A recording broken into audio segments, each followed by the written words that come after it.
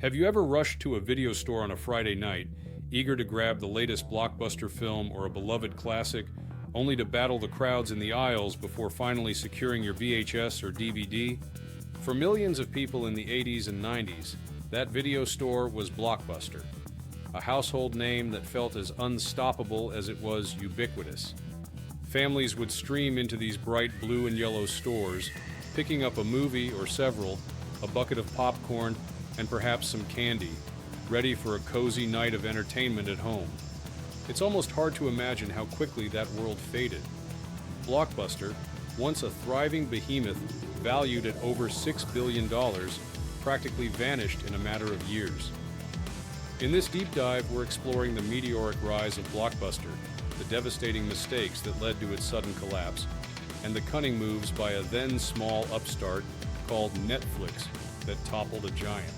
By the end, you'll see just how fragile success can be, and how no company is immune to the forces of disruption, even when it dominates an entire industry. Let's begin with Blockbuster's humble origins. Founded in 1985 in Dallas, Texas, Blockbuster arrived at a time when video rentals were handled by small mom-and-pop shops with limited inventories and a fairly narrow selection of titles.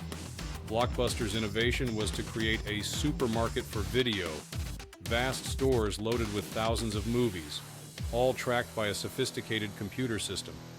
This approach was revolutionary, as it allowed them to offer a far wider variety than local stores, while centralizing their operations for maximum efficiency. Customers loved the convenience and selection, and very quickly, Blockbuster expanded beyond Dallas, transforming from a local chain into a national powerhouse. By the early 90s, Blockbuster had become an entertainment juggernaut, recognized by its bright signage, signature ticket stub logo, and vast interior aisles of VHS tapes, later DVDs. In 1994, media giant Viacom noticed Blockbuster's runaway success and acquired it for $8.4 billion. Over the next decade, the company opened more than 9,000 stores worldwide, renting out an astonishing 3 million videos a day at its peak. There was a period in the late 90s and early 2000s where a Friday night trip to Blockbuster was almost a cultural ritual.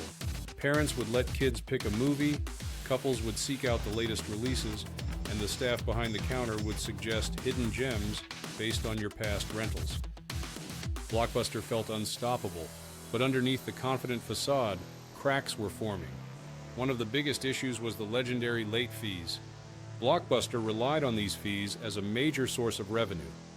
Reports suggest it earned hundreds of millions of dollars each year from customers who forgot to return tapes or DVDs on time. While that money padded Blockbuster's bottom line, it also bred resentment among consumers who loathed paying more in late fees than the cost of the actual rental.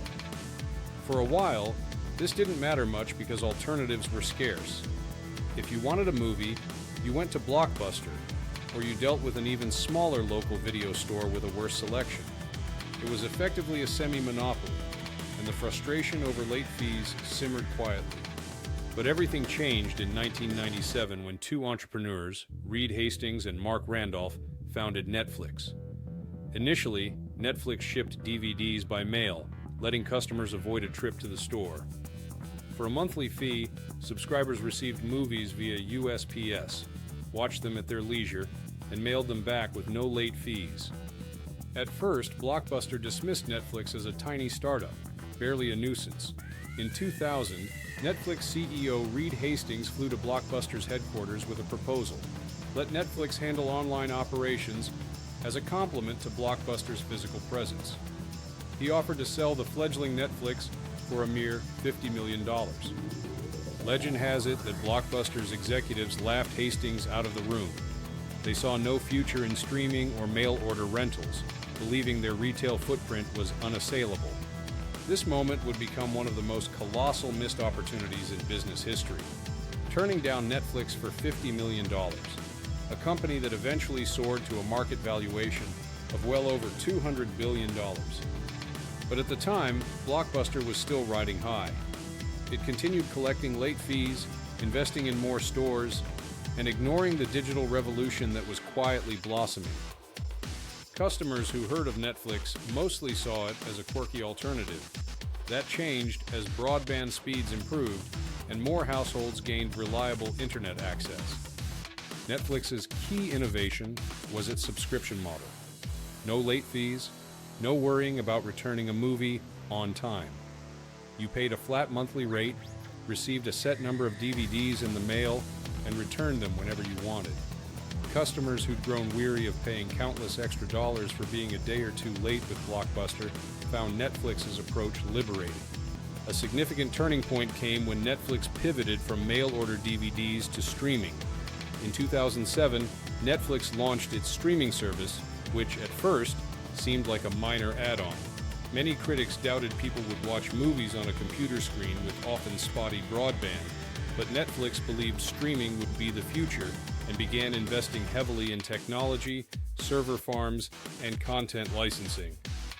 By the time Blockbuster tried to adapt, it was too late. Though Blockbuster launched an online DVD rental program in 2004, it never fully committed to competing with Netflix on digital terms. The old guard at Blockbuster still treated the store-based business as the primary revenue stream, investing half-heartedly in an online service. Furthermore, they experimented with removing late fees to compete with Netflix, but then reintroduced them under different guises, alienating customers further. As broadband speeds exploded and more consumers discovered the convenience of Netflix's streaming library, the idea of driving to a store, wandering aisles, and fretting about return deadlines lost its appeal. By 2008, Netflix's streaming catalog began to grow exponentially. The DVD by mail option took a back seat. Meanwhile, Blockbuster's costs, leases for thousands of stores, employee wages, inventory management, remained huge. Revenues plunged as foot traffic declined. Late fees could no longer rescue the bottom line. Then came the global financial crisis. Credit markets dried up, consumer spending shrank, and Blockbuster's debt burden became untenable. The company had borrowed heavily to finance its acquisitions and expansions, and now, with store revenues collapsing, it couldn't keep up. Blockbuster eventually declared bankruptcy in 2010, owing more than $1 billion. In a final twist of the knife, Netflix thrived during this period as cash-strapped consumers turned to affordable home entertainment that didn't require extra drives or fees. Netflix also pivoted to original content, a move that further cemented its position as a forward-thinking tech powerhouse rather than just a distribution service. Blockbuster was left behind, closing store after store. The once iconic brand became a footnote.